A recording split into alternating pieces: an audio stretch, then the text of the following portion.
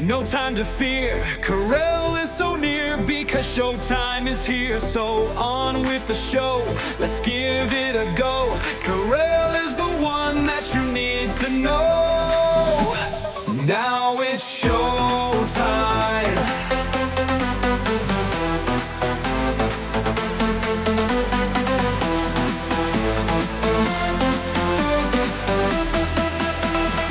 It's that time of week again. It is This Gay Week with Karel, the gay, and Scott Jacobson from the Good Man Project, who is still in Ukraine. I think he's taking up residence there. We got a lot to talk about, from Pete Buttigieg to Perez Hilton and beyond. Now it's showtime. All right, I am Karel. Welcome to This Gay Week on The Karel Show. It is our Thursday show that we do with Scott Jacobson, who is still in Ukraine, where I think either he's found a wife or a girlfriend, or there's something keeping him there, I got to tell you. But he's over there in Ukraine and takes the time out to talk about gay issues for his column at The Good Man Project. It's a great column. If you want to go read it, just go to thegoodmanproject.com, type in his name, you'll see it. Also, Rabble's going to be posting one of our podcasts soon, so you can go listen to us together. Of course, you're here now with us, and therefore you don't need to go anywhere except right here. It was an interesting week in gay news, both in the United States and abroad. The View from Abroad. That'd be me in a different country. Who's that broad? It's Karel. And we're going to talk about those stories and so many others. But first, let us welcome Scott Jacobson. Here he is now. There he is. Bravo, bravo. Don't wave. It could be seen by a ballistic missile as a motion or something. Just sit very still.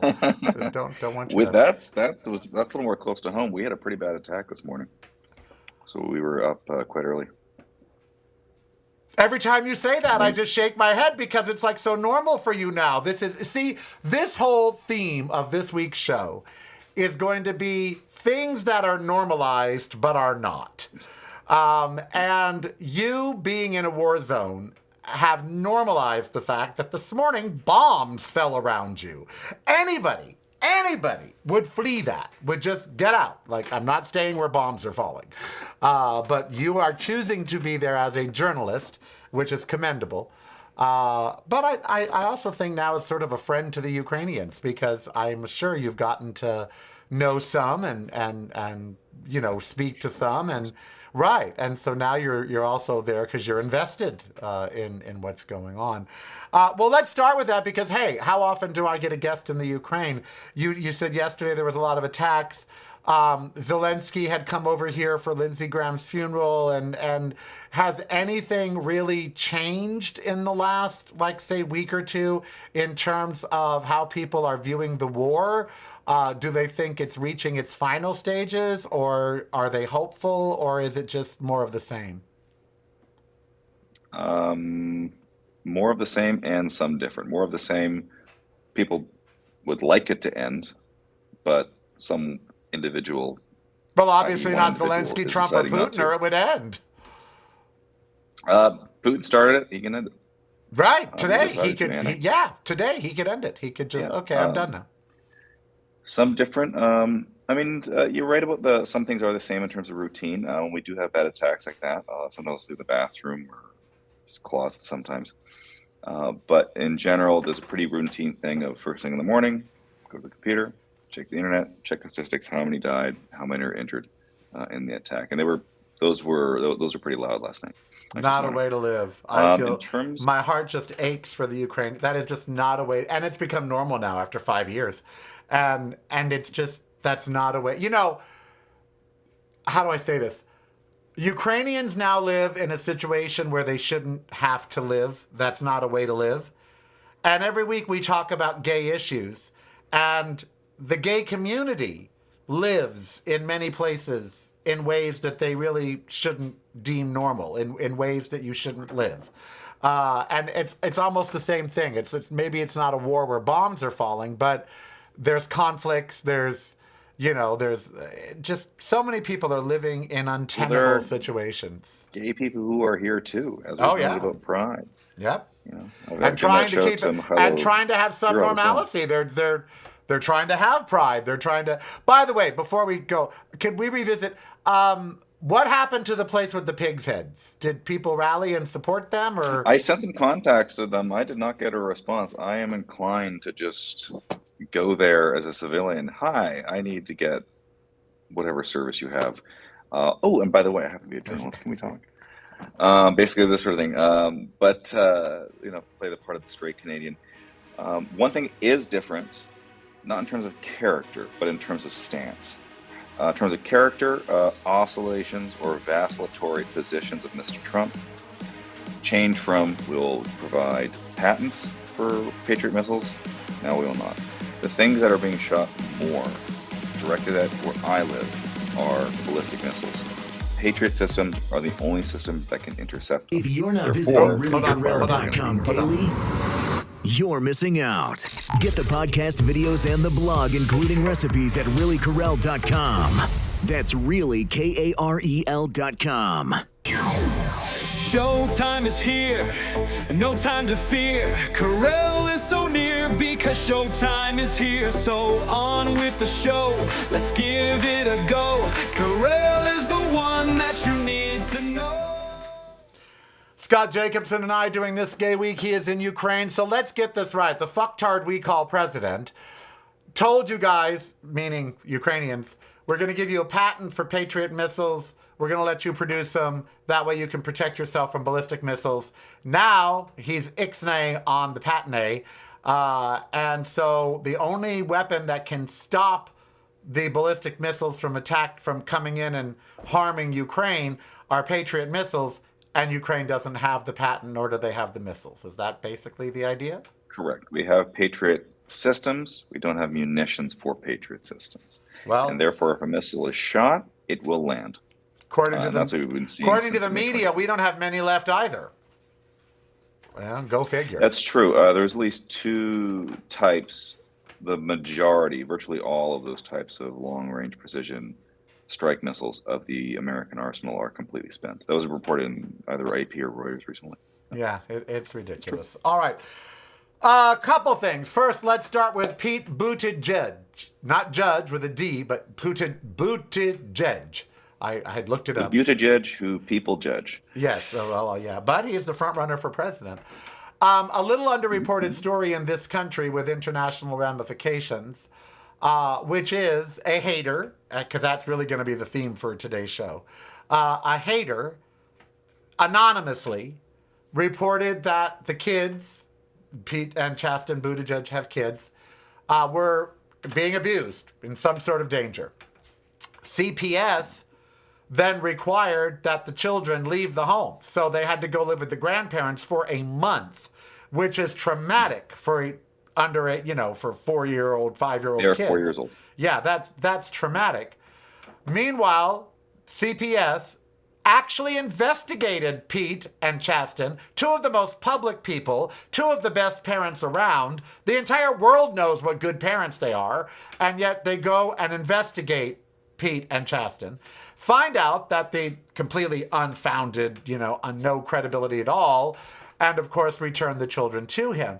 But this is very serious, and it speaks to something that gays and lesbians have been privy to for decades, which is someone can lob some sort of erroneous bullshit complaint upon them, and suddenly their whole lives are upended, particularly gay parents.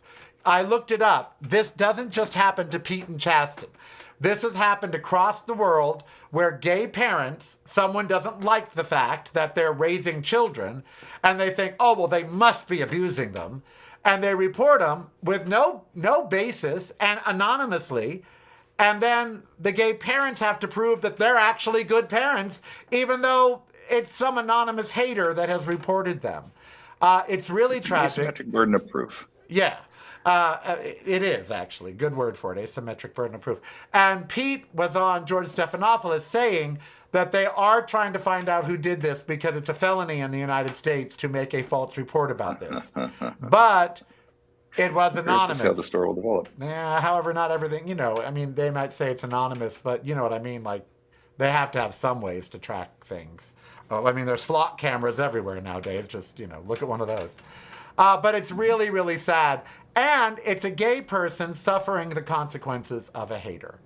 Now, yesterday on my show, Scott, I know you are a journalist, a really great one. Sometimes you say shit I don't understand, and I'm a journalist. But I want, when I say this to you, I want you to listen to me, okay? Don't let the journalist take over, okay? Do not go watch the Perez Hilton video, okay? Don't do it. You're in a war zone. It is as traumatic as anything that you may see in your war zone. It is traumatic to watch. I've seen some videos, very interesting ones. Yeah, well, don't go watch the Perez one. So, Perez Hilton, as everyone now knows, went live on TikTok. His account has now been suspended. He went live on TikTok and had a psychotic break, got completely naked, got a kitchen knife, and started cutting himself all over for 34 minutes. Sliced across his forehead and bled down his face, sliced his arms, his back, his neck, his genitalia, his legs. And as horrible as that is, Perez Hilton being one of the first openly gay, successful social media influencers. I don't like him, by the way. I don't like what he did. Meaning the kind of blogging that he did. I don't like that he outed people. There's a lot about him I don't like. But one of the things I noticed, and we have talked about online hatred, online bigotry, and all of that. One of the things I noticed was as he was cutting himself, he was saying comments that people had commented down below his videos. He was saying things like, "Isn't this what you want me to do? Isn't this what you want me to see? Or what you want to see me do? I'm a loser. I'm a piece of crap. I shouldn't be a parent." That came up. I shouldn't be a parent. Just like with Pete Buttigieg, it came up. And so I'm not saying that online hatred caused his psychotic break. I think either he has an illness or medication or something. Sepsis would do it, and he had sepsis before. But I am saying that this online hatred that he received obviously resonates so much with him that as he is cutting himself up, he is quoting the online haters. Ariana Grande has said she is stepping back from public life, and one of the reasons is all of the online hatred heaped upon her, particularly around her body and how she looks. Of course. And Of course. we have this alarming trend. I just saw two guys I follow that are just these two British folks, two British guys. They're not even gay, I think. And they just go to American towns and publicize the town and the food and all this other stuff. And they were showing all of these hate comments. And then, of course, 2 days ago, I spent 3 hours creating my video, You Have to Be Proud, which comes out this coming week, the video, posting 100 hate comments that I got just in the last 3 days, saying, "Die fag, I want to pay for your demise." Haters have become extraordinarily emboldened online. And if the media companies don't start doing something about it, I hope they start to be held liable. Because now we can actually prove damages. There's actual damages. Thousands of people that watch Perez Hilton I need therapy after watching it. It was horrific. It was like out of the Evil Dead. It was just horrific to watch this gay man slice himself up while repeating hateful comments that he got online. And so I just really hope that media companies start regulating hate speech, particularly towards the LGBTQ community worldwide. And I had a question for you. I know in Canada, hate speech is prohibited. It's illegal. You can't say these sort of things to people. Is it also prohibited on social media? So if I live in Canada and I have an Instagram account in Canada, because I'm in Canada, and commenters post these kind of comments under my post, are they violating the law? I'm looking. That's a very good question. Sections 318 and 319 of the Criminal Code considered a criminal offense to advocate genocide, publicly incite hatred, or willfully promote hatred against any identifiable group, defined by color, race, religion, national, ethnic origin, age, sex, sexual orientation, or mental, physical disability. Bill C-9 was enacted to strengthen hate crime and speech protections, and it defines legal thresholds for hatred association with vilification and detestation. And it's also known as the Combating Hate Act. More to your I point of a wonder if regulation. that goes to media companies, like social media companies, because they would be liable in that case. It's very delicate nationally in open societies. I mean, because the question, if you frame it to closed societies, I mean, typically the theocracies that run those, or the autocracies that run those, either the political ideology or the religious interpretation aren't friendly to minority groups anyway. So it's sort of it's already a foregone conclusion. Right. In open societies, we have more wider range of latitude, of possibilities for good treatment and bad treatment. Amen. So Safe Social Media Act, Bill C-34, introduced to mandate digital safety frameworks holding social media companies, to your point, companies financially accountable for posting severe harms like incitement to violence or hatred while proposing safety designs for minors. So safety designs for minors, that's very good. Incitement to violence or hatred, where you can find any form of severe harm, that'll be the very interesting case. This case. I wish I lived in Canada, and maybe I will, someone's because live. there are people posting under my post, I will pay for your demise. Why don't we send you to Pakistan so they can throw you off a roof? I mean, you know, and that's wishing me bodily harm. All right. It's rough enough to get a date in China if you're gay, and now it's going to get even harder. Mainly because you can't tell who's gay and who's not in China, gay or Asian. I play that game. Apple, Apple has removed gay dating apps from the Chinese App Store at behest of the government, and I myself am kind of furious about it. Apple, who is on my shit list anyway, even though I have their tattoo in all of their products, because they're getting $2 billion from Donald Trump in the tariff rebate, and they're not giving that back to anybody who spent more money on their products. But they're doing this so they can continue to operate the App Store in China. If they did not remove the gay dating apps from the Chinese App Store, then the App Store altogether would be banned. And so in order to continue to let them have access to some of the App Store, they're taking the gay dating apps down. And I had to question, is that how allies behave? And the answer is no.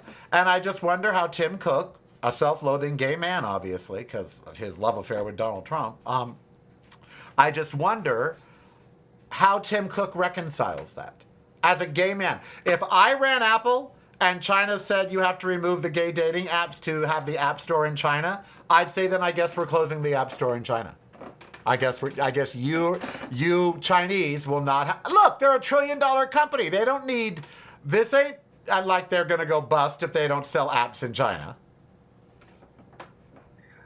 Probably it's the question, does he identify more with his corporate capitalist job or his gay identity? Oh, you want me to answer that for you? Please. Money talks, being gay walks, where Tim Cook is concerned. I mean, he all but got on his knees in front of Donald Trump. He handed him a fucking trophy.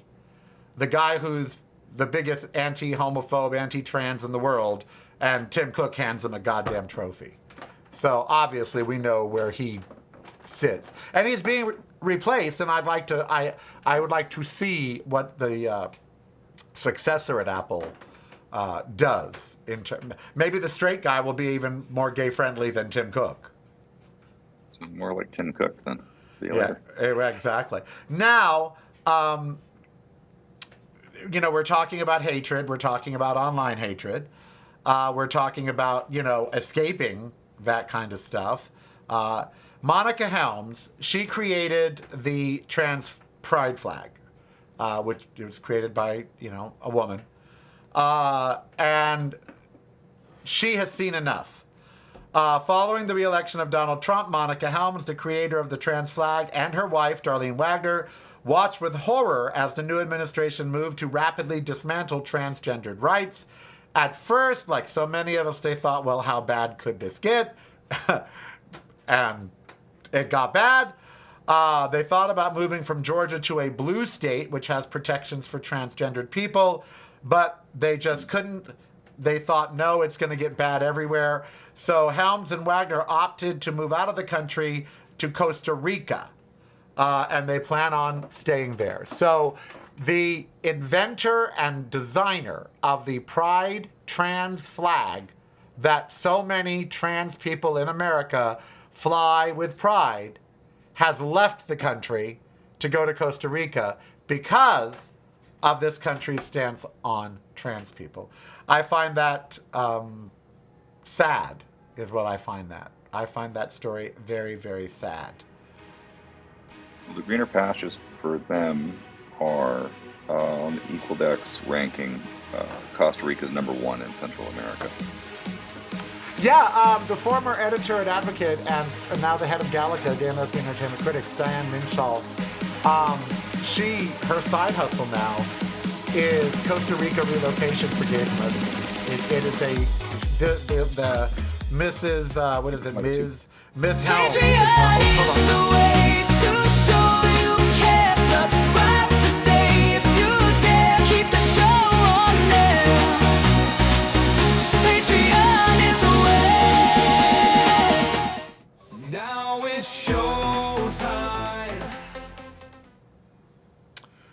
All right, so they even did a GoFundMe, which, God, maybe I should to get out of the country. Of course, they only did it for $10,000. That's wishful thinking. I would need like $1 million to leave the country.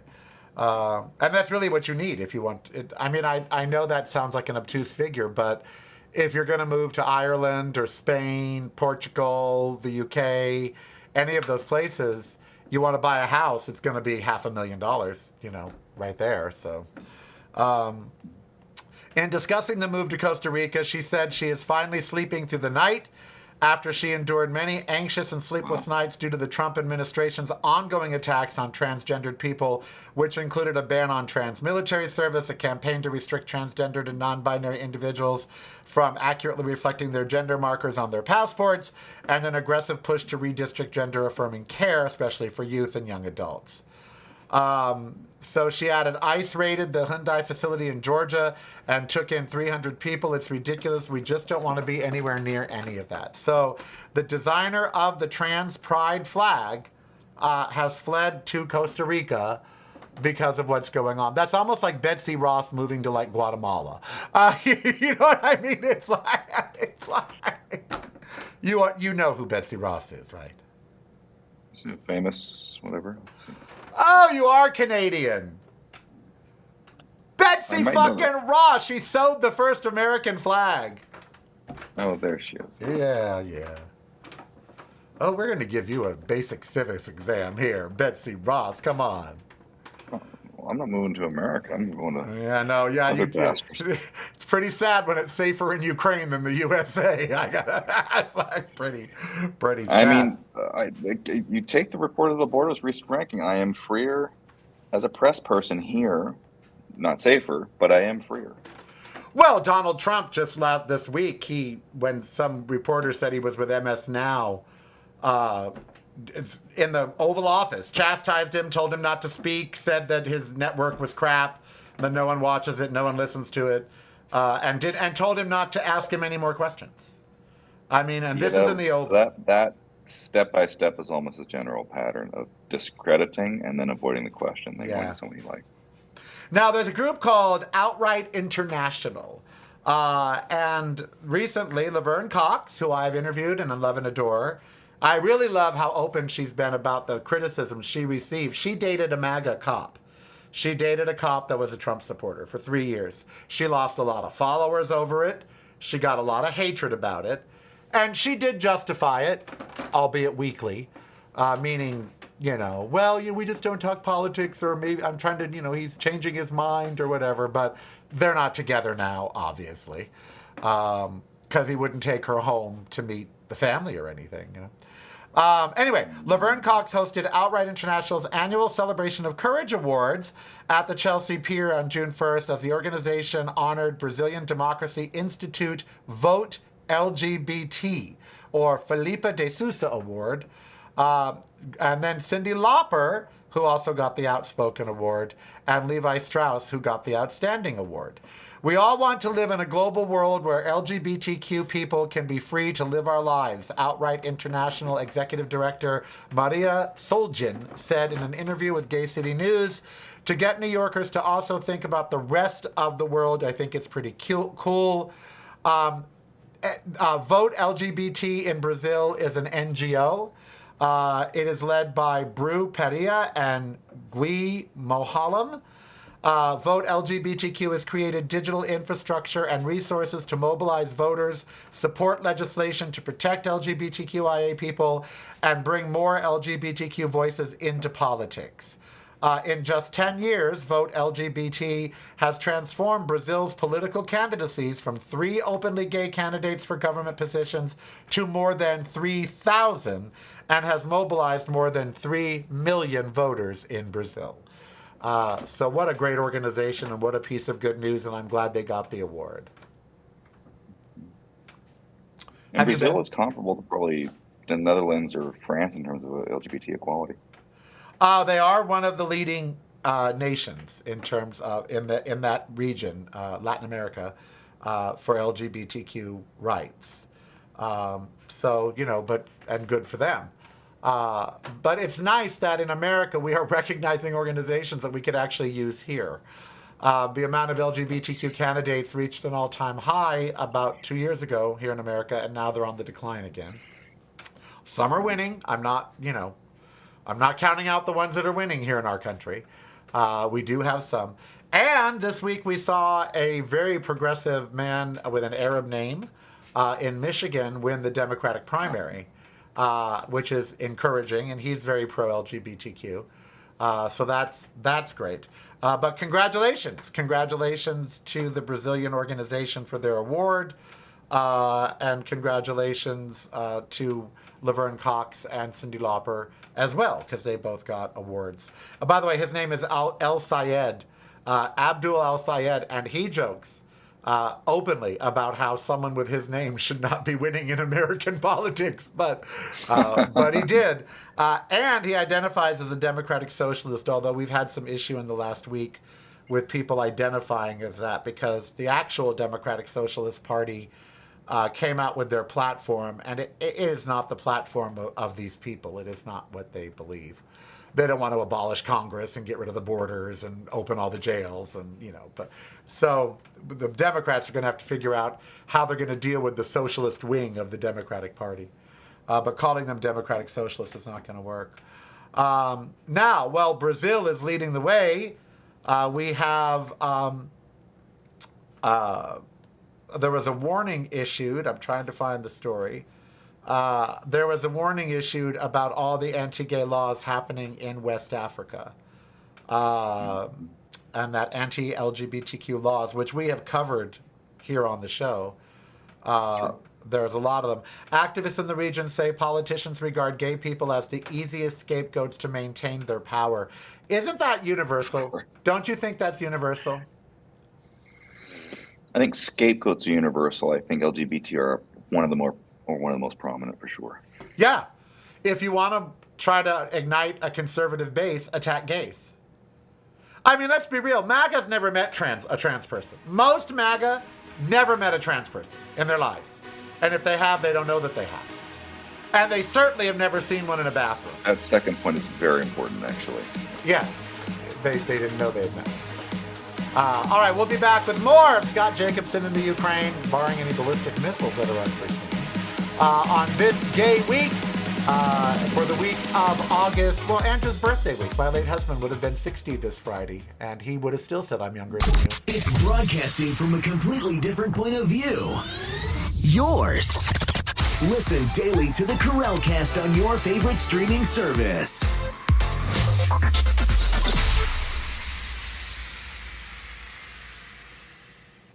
You're listening to the Karel Cast, driving you home or driving you crazy.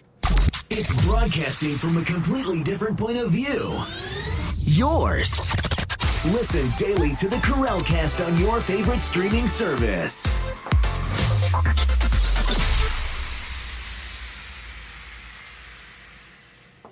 You're listening to the Karelcast. Driving you home or driving you crazy. Now it's your time. Scott Jacobson, as always, every week we do This Gay Week. He does it for the Good Man Project, and I do it for you. Besides, you all have taken a liking to Scott, so, what the hell. Who couldn't, though? Look at that face.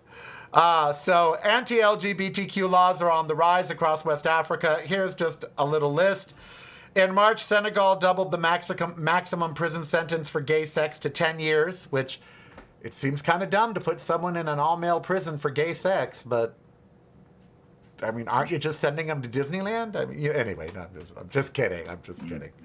I know that prison is horrible, particularly in Africa for gay people. I'm just being a little levity here. Senegal doubled the maximum prison sentence for gay sex to 10 years and criminalized the promotion of homosexuality. So onerous and draconian. Isn't it? It's just, and the promotion. What does that mean?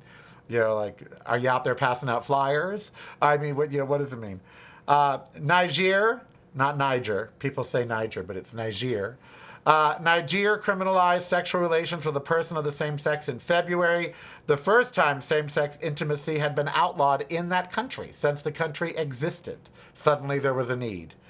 Mali and Burkina Faso, which neighbor Niger, also criminalized same-sex relations for the first time in the last 2 years. All three are ruled by military juntas. So a whole bunch of men in drag, meaning military drag, a whole bunch of men in military drag that hang out with other men in military drag, that shower with other men in military drag, and live with other men in military drag have decided that same-sex attraction is bad. Okay, got it. Got it. In June, Ghana, which already outlaws gay sex, passed a law criminalizing gay activities. Well, what does that mean? Fashion designing? Interior decorating is now illegal there? What, hairdressing? They have no hairdressers? Anything involving color, proportion, and taste. Right. Cooking. They have no cooks. They have no hairdressers, no interior designers. That country is a mess. The bill which hasn't nail been signed... salons are going to have to... Right, nail salons, out they go. Filipina. The bill which hasn't been signed into law by the president is the latest iteration of a bill that was first introduced in 2021. According to Anthony Olak of Pan-Africa ILGA, a continental LGBTQ plus rights campaign group, what I see in all of these is a common thread, and that common thread is political opportunism. In some countries, he said, the newer, harsher laws had been backed by religious groups or campaigns for family values rooted in where? Where are they rooted? America. Yeah, American Protestantism. Yep. While in Burkina Faso, whose population is Muslim, the law was framed as boosting its sovereign opposition to the West. Underneath all of that, there's a lot of transnational reinforcement. LGBTQ people are the easiest scapegoats to maintain their power, said an activist in Burkina Faso who would not be named for fear of being killed. The police are entrapping gay people on social media, demanding they denounce other community members, asking them to rat on other community members. The police are doing this. Yes, the police. They're doing Grindr profiles and then, arresting them when they arrive. I heard something else. Some of those police officers, I can only assume, actually just reactivated their accounts.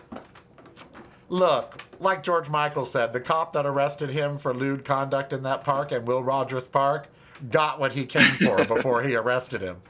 The one thing, too, internationally that I wanted to talk about is I've been calling Netanyahu a war criminal, and I have categorically said what Israel has done in Palestine is genocide. And there's been a lot of conversation about how gay people should be viewing the crisis in Israel and the Middle East. And it's being framed as Israel is pro-gay, Gaza is anti-gay, So gays should be on the side of Israel. And I saw a comic who was Muslim who actually said to someone who was saying this in the audience, you are assuming that gay people don't have a brain to think for themselves and that they would just align themselves with Israel because Israel is pro-gay. Tel Aviv is a great place for gay people in the Middle East, although there aren't many places for gay people in the Middle East, so, Tel Aviv being a great place. If you're not visiting reallykarel.com daily, you're missing out. Get the podcast videos and the blog, including recipes at reallykarel.com. That's really KAREL.com. Showtime is here, no time to fear. Karel is so near because showtime is here. So on with the show, let's give it a go. Karel is the one that you need to know. Scott Jacobson in Ukraine, Karel in Las Vegas, where it's hotter than it is in Saudi Arabia, and I'm not making that up. It is currently 114 degrees here. So I bring that up because I think it's hard for people to understand how me and others as gay people can actually condemn the genocide happening in Gaza when we should, I guess, just not care that they're being killed because they're anti-gay. It's like, well, they're Muslim and they're anti-gay, so who the fuck cares? Let them die. And I just wanted to state today on this Gay Week that gays and lesbians know what it's like to be attacked and to be marginalized. And we may not agree with the way the Muslims treat us, but understand this. There are gay people in Gaza and the West Bank, and a majority of Palestinians accept them. Maybe they don't openly condone it and let them wave their pride flag, but they don't stone them or throw them off buildings, okay? They let them be integrated into society. It is only Hamas and the extremist. I actually saw a gay Hamas member, which was it's like a gay skinhead. It's such an oxymoron to me. Like Jumbo Shrimp or Compassionate Conservative or whatever. But we as gay people know what it's like to be attacked and to be marginalized simply because of who you are. And I think that's why the plight of the Palestinians has gay and lesbian allies and supporters. Not because we support all of their policies, and not because we don't know that many Muslims would throw us off a building, but because we don't like to see bullies picking on other people that are weaker than they are. And there is no doubt that right now the Palestinians are weaker than the Israelis. They don't have the bombs. They blew them all to hell. They don't even have an infrastructure. So I think that's what people don't understand. Yes, Israel is more pro-gay than Gaza or the West Bank. Absolutely, hands down. But that doesn't mean we condone genocide. And I think two things can be true at the same time. We can say, yes, Israel is better on gay rights than the West Bank or than Gaza, but we also don't support the Israeli genocide of the Palestinians. I think that two things can be true. Because people were questioning at gay pride festivals across the world, there have been people carrying signs that say Free Palestine. And they're like, how can gays support this? Because the Palestinians are not gay friendly. And I think right now they would take food and water from anyone that was bringing it, whether it was a drag queen. It could be Delta Work or RuPaul delivering it, and they'd take it. So anyway, I just wanted to, that is a world event, and it's odd that the gays are now caught in sort of the crosshairs of that, where people are wondering how are gays condemning the genocide when you're just killing people that don't like you anyway. And it's like, just because someone doesn't like me doesn't mean they should die. Well, and two things come to mind. One, you were mentioning at the earlier part of this particular episode today, the types of hate mail that you got in the last 3 days, over 100 or approximately 100 of them. They were demanding your death, essentially. Yeah. And they weren't Muslim. That's right. And so you get this openly, and other than having that inflicted upon them without the words necessarily. Another part that comes to mind here is most people do not have an opinion about most things. And therefore, it's unfair to just come to some random gay guy or random lesbian woman and say, what's your opinion about this substantial piece of international news and commentary relevant to geopolitics, peripherally related to your everyday life or to your country, really? I agree. It's unfair. It is unfair. I know many gay people who are blissfully uninformed about the world, and God bless them. They live happier lives than I do, and that's the truth. They worry more about is Shangela and whatever in a fight on RuPaul's Drag Race than what's going on in Gaza. And I'm not downing them. They are happier than me because when you pay attention to the world, as you know, why are they doing reruns of Friends? Chandler Bing is dead. Exactly. Or whatever. Some good news. So the southwest of England has their first gay-inclusive rugby team. And a lot of them are hot as fuck, by the way. And they are going to play in an international competition, which is a once-in-a-lifetime event for them. The Bristol Bisons, go Bisons! Set up in 2005, will head to Brisbane, Australia to take part in the Bingham Cup, an international gay rugby union tournament. It's the August 19th through the 23rd. You're still time to go if anyone wants to head down to Australia. It aims to attract players from around the world and marks the first time that the Bristol Bisons have played the Southern Hemisphere. My question, do they have bisons in the UK? How the fuck do they even know what a bison is in the UK? Do they have bisons? I thought that was... I don't know, but I just checked out some things that you'll very much love. They have a chant, a motto, and a vibe. The chant is bisons, bisons, bisons. The motto is one city, one club, one herd. And the vibe is everyone is welcome on and off the pitch. So they are on point. If they knew what a bison was, I don't think they'd be cheering for a bison. I don't know. I love bison, by the way. I broke my friend Karen Dittman would tell you a story about how a bison destroyed my camcorder. Catalina Island. You really got to think about bisons. Okay. So Catalina Island, which is an island right off of Southern California, 22 miles off the coast. The Wrigleys, the chewing gum people, used to own it.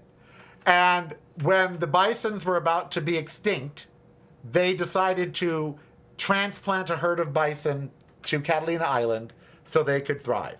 Well, they have. They're all over the fucking island. There's so many that the airport, which is one of the most dangerous airports in the world because the runway is like this. As you're going, you can't see the other side of it, and there's a cliff that goes down into the ocean if you miss it. But Tom Cruise flies his plane into that airport so he can get a bison burger because they sell them at the airport there. So we were on a tour of Catalina Island. We went over to spend the weekend. And I'm sitting there, and this is when we had the big VHS camcorders. And I'm sitting there just camcording away. And we're going through like a little narrow hillside on the island. And I turn to camcord, and right at my window is a bison's head. This bison was just trying to look into the bus, right? So I have the camcorder, I turn and look, and I go, like a girl, ah! And I stand up, and the camcorder on this crowded tour bus hits the floor and slides all the way to the back of the bus, coming apart on its way. And Karen and Andrew, who would be 60 Friday, just were tickled to death that a bison made me destroy my camcorder, quite frankly. So, yeah, I do have a thing. In more good news, Diana Ross, the queen, the goddess, one of the gayest icons alive, all hail Miss Ross, performed at Brighton Pride right after her first ever gig in the Czech Republic. She had never done the Czech Republic before. And then she hopped on a plane, private I'm sure, at 82 years old, and flew to Brighton to do Brighton Pride, the largest pride festival in all of the UK. She did a set of 6 songs, was only supposed to do 3, did 6. And then her encore was a new song that she wrote just for her gay fans for that event, which she is now going to release, called Be You. B and a U. Be You. And the whole lyrics are love, joy, pride, be you, that sort of stuff. Ray performed at Brighton Pride. Almost every giant Kylie Minogue showed up at Brighton Pride. Madonna appeared at World Pride in Amsterdam with Kylie Minogue. I would just like to say to all the American Pride organizations that can't even book a decent dance act, you got to get your shit together, because the UK is kicking our ass when it comes to talent at our Pride festivals. We get LaWanda James, the cast off of, RuPaul's Drag Race, and I don't know who LaWanda James is. I don't think there is one. But they're getting Diana Ross and Ray and Kylie Minogue and all these people. But kudos to Brighton Pride. It was one of their most successful weekends ever. Record attendance. And that was helped by the fact that Diana Ross did make an appearance at 82 years old. She loves her gay and lesbian audience. She made that very clear and wrote a song for them specifically. And at a time where you have some artists canceling things or, being homophobic or whatever it might be, it's so great to see one of the world's biggest pop stars still remembering her gay and lesbian audience. That is really cool and very special. And I'm very, very glad that she went. And the coverage about it has been really great. The media has been very kind to the Brighton Pride Festival. So that's great. Gay farmers, go. I was a farmer. Well, there's a group of gay farmers out of Bedfordshire. And by the way, we're in a farming crisis. A, there's not enough farmers. That's the first thing. Who says, oh, I want to be a farmer? B, there's not enough young people that want to be farmers. A, there's not enough young people that want to be farmers. B, in the UK right now, all their crops are dying because of record heat, and they don't know it's going to be an interruption to the global food supply. So not only do we need more farmers, we need them to farm in new places. So we need new farmers farming in new places where the climate's going to be better. But there is a young farmer. She's a lesbian. I laugh because if you saw the picture, you wouldn't even have to ask. She's a lesbian. And she's saying that the farming industry is very lonely and still very homophobic. And that as an industry, it needs to move forward into LGBTQ acceptance of people who gay farm. I actually follow a few guys on Instagram that are gay farmers here in America, in the Midwest. And they talk about this as well, that there is still, they don't run into it like every single day, but they do run into it quite a bit at the John Deere store or at the hay store or wherever it might be. They do run into it. So a young farmer in the UK has spoken about the challenges of the rural industry making it more inclusive. Emily Brown farms wheat and barley, manages pigs, turkeys, and beef cows at Brown's of Stagston in Bedfordshire. She's 27, and she's now a member of AgRespect, AgRespect, AgRespect, which champions diversity and inclusion in the countryside and has provided a great opportunity for those in the LGBTQ community to meet up and not feel so alone and isolated. She said that we farmers are lonely as it is. It is a lonely profession and it can be isolating. You are working from day until night. So it's super important you are checking up on one another. Historically, you would have had one bad harvest every 8 to 10 years. Now you're getting them almost every year. It is hard enough right now to be a farmer. We don't need to make it harder by excluding people who want to come into the industry but are afraid because of homophobia and other bigotry. You said you're a farmer. What do you think? We need more farmers. But Conditions are always hard. did you see People work day to homophobia night. and bigotry against, other farmers? Did you ever Barely came up. Did you ever meet gay farmers? I met gay trainers.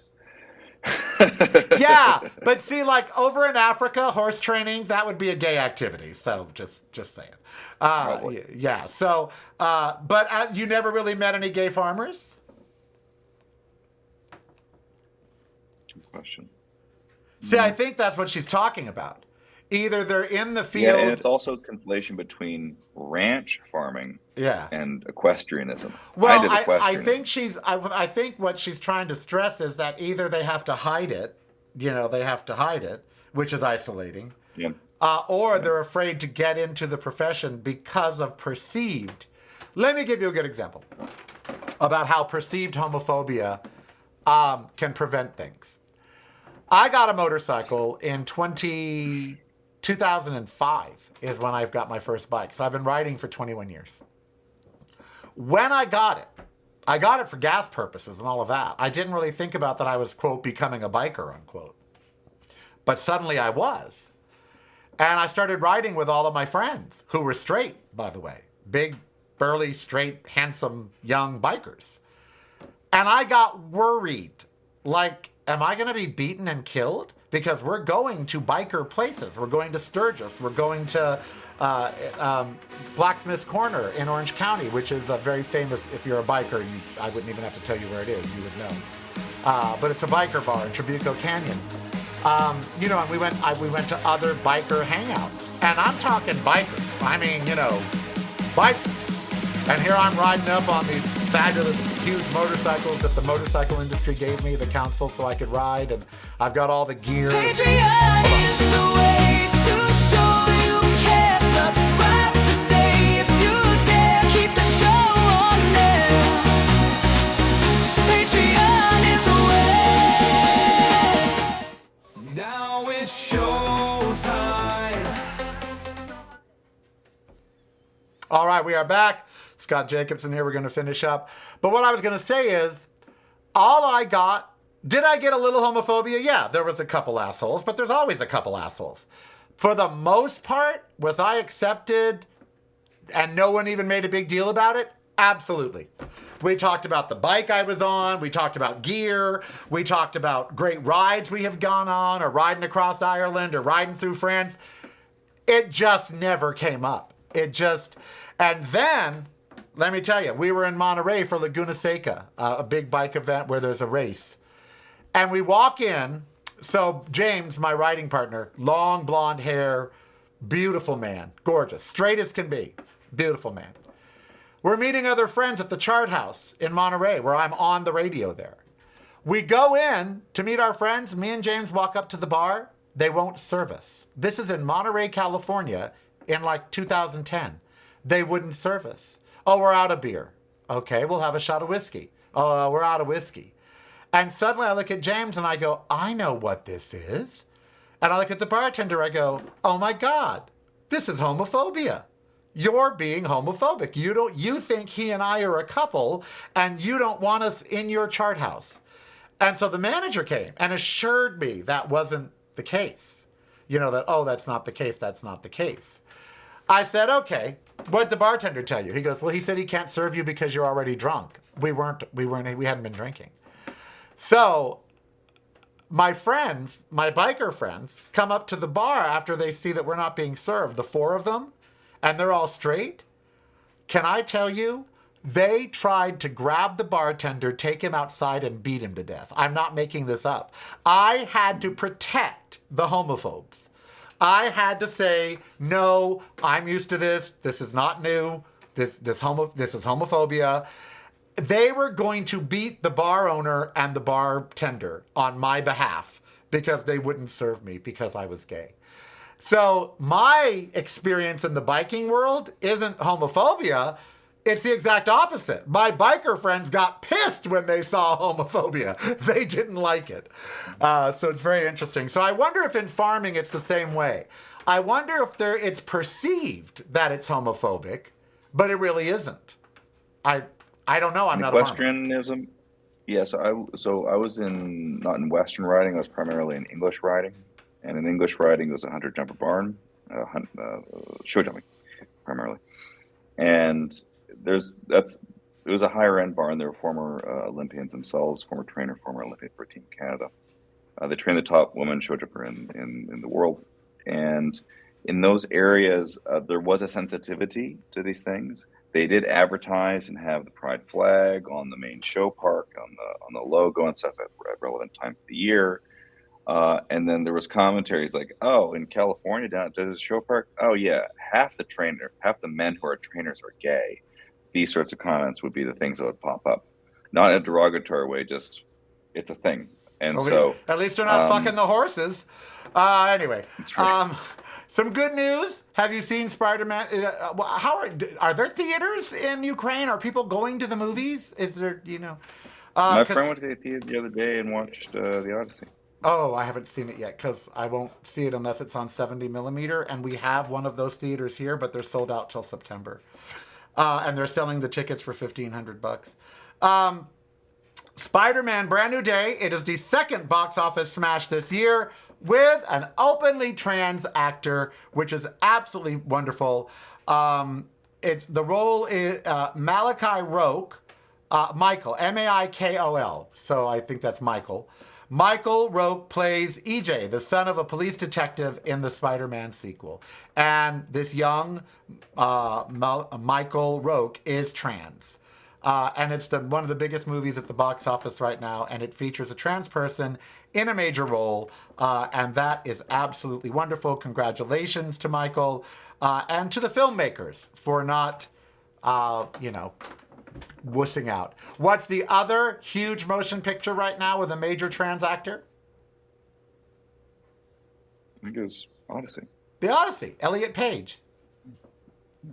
I don't even remember him as a girl now. I don't. Barely. In maybe one or two. Inception. Inception, I think, was his last role as a girl. Yeah. And when you saw him as a girl, you realized he's a man. It's like, Elliot Page was always manly to me, but that's good. I don't want to end on a bad story about the lesbians who were beaten outside the casino, and instead of helping them, the security guards just filmed them, which is, par for the course. I don't, she's got brain damage from being knocked down. It's. Wait. I mean, Father James Martins, I believe this is the one promoted by Stephen Colbert, has his LGBT ministry.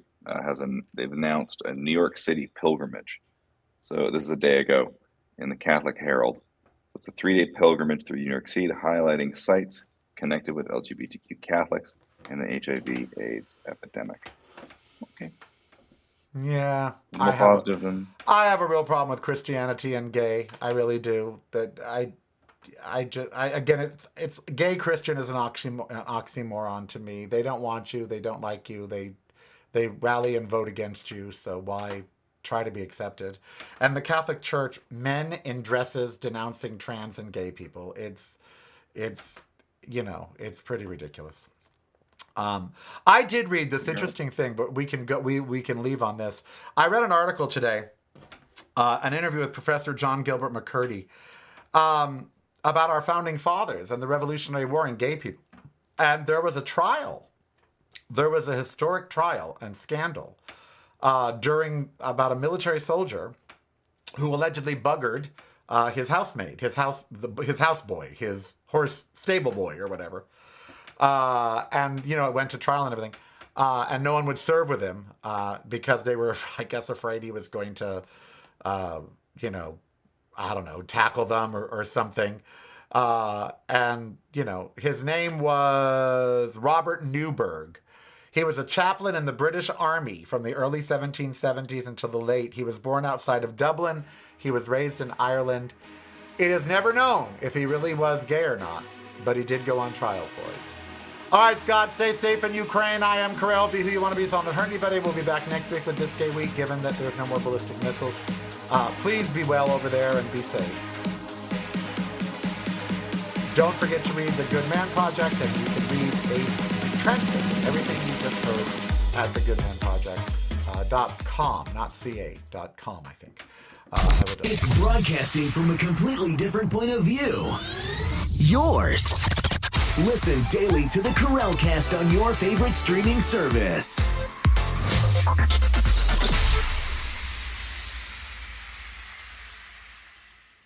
You're listening to the Karel Cast.